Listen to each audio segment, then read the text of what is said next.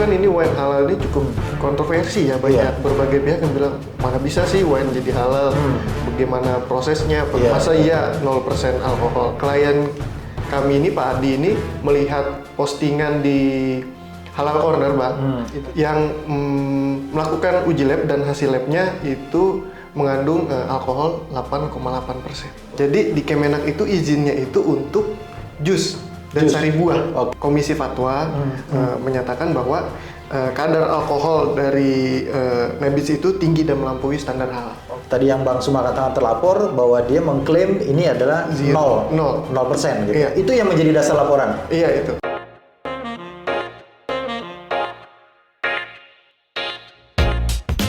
Assalamualaikum warahmatullahi wabarakatuh. Kembali lagi di YouTube channel Halo Pengacara. Apa kabarnya sahabat Halo Pengacara? Semoga dalam keadaan sehat walafiat ya.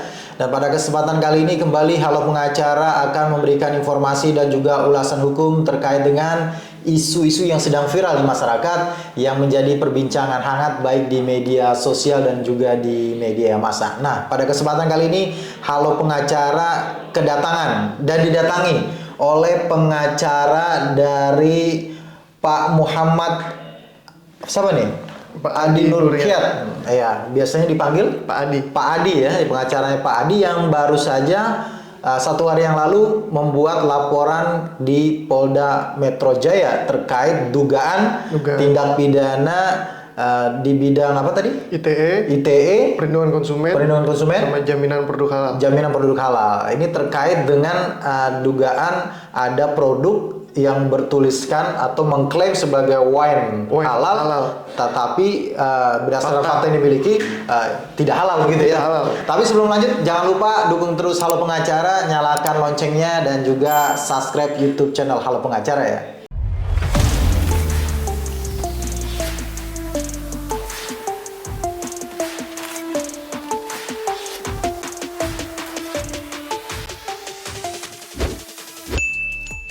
Ya, Bang Suma, saya biasa manggil Bang Suma nih. Bang Sumadi Atmaja gitu ya. Pengacara dari Bang Adi tadi ya, Pak Adi ya. Ya, melaporkan terkait dengan apa tadi? Wine halal. Ada klaim wine halal gitu ya. Ini gimana nih mulanya? Saya juga pengen tahu juga kok ada wine halal gitu ya. Jadi kalau gini Bang, jadi Pak Adi ini mempunyai temannya ini dia melihat temannya ini terlapor ya Bang, terlapor ini di status WA dan Facebook ini memproduksi wine. Oh gitu. Dan diklaim halal. Diklaim halal. Ada halal. Tulisannya gitu. Ada di Facebook. Melalui produknya atau di dalam statusnya? Di dalam status. Oke. Tulisannya wine halal gitu ya. Wine halal 0% alkohol. 0%. 0%. 0%. 0% ya. Terus setelah itu dia chat, Japri, bro ini wine halal, kurang lebih seperti itu kata-katanya Bang. Iya halal, oke deh boleh coba satu. Akhirnya dicoba satu, terus berlanjut beli lagi. Setiap pembelian tuh pasti ditanya, ini masih halal bro? Masih. Sampai dia juga. Ini kejadian mulainya kapan nih, Bang Suma? Kurang lebih September 2022 Bang. Hampir setahun yang lalu. Hampir setahun yang lalu. Kemudian setelah berjalannya waktu kan ini wine halal ini cukup kontroversi ya, banyak berbagai pihak yang bilang mana bisa sih wine jadi halal, bagaimana prosesnya, masa iya 0% alkohol. Akhirnya klien kami ini Pak Adi ini melihat postingan di Halal Corner Bang. Itu di mana? Halal Corner di Instagram Halal Corner yang melakukan uji lab dan hasil labnya itu mengandung alkohol 8,8%. 8,8%.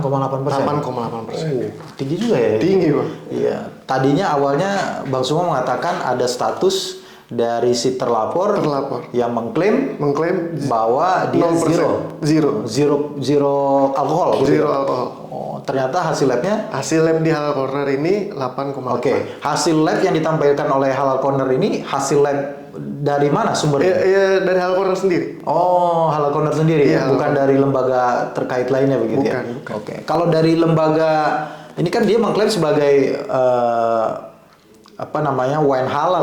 Apakah dia sudah pernah mengajukan semacam untuk sebagai produk halal gitu, sertifikat halal? Oke, Pak. Jadi terlapor ini sudah melakukan sertifikasi halal melalui Kemenak. Dari mana Bang Suma bisa mengatakan? Kemenak itu kami ada di berita pun juga sudah jelas ya Bang. Kemenak akhirnya, walaupun akhirnya produk yang didaftarkan itu dicabut karena terdapat manipulasi. Jadi di Kemenak itu izinnya itu untuk jus dan sari buah. Oke, sekarang gini, boleh nggak kita sebut nama produknya apa? Yang Bang Suma laporkan tuh disebutkan nggak nama produknya? Nebis. Nebis. Oke. Ada dalam surat tanda laporan ini Bang Suma produk Nebis. Oke. Berarti kita berdasarkan ini ya, berdasarkan laporan yang disampaikan oleh Bang Suma. Oke. Produk Nebis ini kemudian sudah pernah diajukan sebagai mendapatkan sertifikat halal gitu. Iya. Di mana? MUI. Di MUI. Kemenak gitu ya. Kemudian dari hasil sebelum hasil tadi Bang Suma mengatakan ketika mengajukan apa tadi? Sari buah dan jus. Oh, bukan alkohol. Bukan minuman beralkohol. Bukan. Kemudian sekarang setelah ada berita itu cukup booming akhirnya MUI Bang melalui Komisi Fatwa mendapat laporan dari 3 lembaga penguji berkredibilitas menyatakan bahwa kadar alkohol dari Nebis itu tinggi dan melampaui standar halal. Oke, melampaui dari standar halal. Betul. Ini artinya berarti di MUI ada alkohol yang diperbolehkan gitu ya, sebagai minuman. Ya kalau dikutip dari berita MUI ya Bang, itu ada fatwa nomor 10 tahun 2018 tentang produk makanan dan minuman yang mengandung alkohol atau etanol menyatakan bahwa minuman beralkohol yang masuk kategori minuman beralkohol itu yang mengandung alkohol atau etanol minimum 0,5%. Artinya yang tadi standar yang dikeluarkan oleh MUI, standar halal gitu ya, yang berdasarkan peraturan MUI adalah di bawah 0,5. Iya. Sementara berdasarkan hasil lab tadi yang Bang Suma katakan, 8,8. 8,8. Ini bertentangan ya juga dengan statusnya tadi yang Bang Suma katakan terlapor bahwa dia mengklaim ini adalah 0% gitu. Iya. Itu yang menjadi dasar laporan. Iya itu. Selain itu apa lagi Bang? Ya selain itu ya ternyata produk halal yang dicantumkan itu bukan untuk wine, untuk jus. Oke. Nah ini kan berarti kan pelaporan kalau terkait dengan Undang-Undang Perlindungan Konsumen berarti kan ada kerugian yang dialami oleh konsumen begitu ya? Pastinya. Nah dalam hal ini apakah klien Abang itu sebagai pembeli? Pembeli yang mengkonsumsi juga. Mengkonsumsi gitu ya. Sudah berapa kali membeli? Kurang lebih itu menurut klien saya itu hampir 12 kali botol. Ya. 12 botol gitu ya. Boleh nggak sih nanti ada foto atau yang kita bisa tampilkan? Bisa ya. Biar masyarakat tahu juga nih gitu. Jangan sampai ada klaim dia zero alkohol ternyata tidak seperti yang diklaimnya gitu ya. Nah, dari tadi yang kemudian beli 12 botol itu ya, kemudian ada sesuatu mungkin yang dirasakan atau kalau menurut pengakuan klien kami sih ya nggak ada sih, biasa aja gitu. Oke. Nah, ini kan dilaporkan di mana? Di Polda kan? Polda Metro Jaya. Polda Metro Jaya. Pasal berapa aja yang dilaporkan, Bang, terkait dengan tadi yang Pak Adi laporkan? Pertama itu ada Undang-Undang ITE, Bang. Dia itu Undang-Undang ITE pasal 28 ayat 1, Junto pasal 45A ayat 1, dan juga ada Undang-Undang Perlindungan Konsumen. Perlindungan konsumen di pasal 8 ayat 1, Junto pasal 62 ayat 1. Selain itu juga ada pasal jaminan produk halal, yaitu ada di pasal 56 Junto 25 huruf B Undang-Undang Jaminan Produk Halal. Ya, ini kan berarti dari pasal-pasal yang dilaporkan ini mengarahnya kepada adanya dugaan sebuah informasi yang disampaikan secara tidak benar gitu ya, atau bohong begitu ya. Nah, jadi pertanyaan biasanya kan kalau terkait dengan pemberitahuan bohong itu kan ada juga pasal terkait dengan pasal Undang-Undang nomor 1 ya tahun 46 gitu ya, pemberitahuan bohong, dan itu ancaman pidananya lumayan besar itu 10 tahun hampir 10 tahun, Bang. Ya, kenapa itu tidak dimasukkan? Jadi menurut yang menerima kami di SPKT itu mana keonarannya belum terjadi gitu, Bang.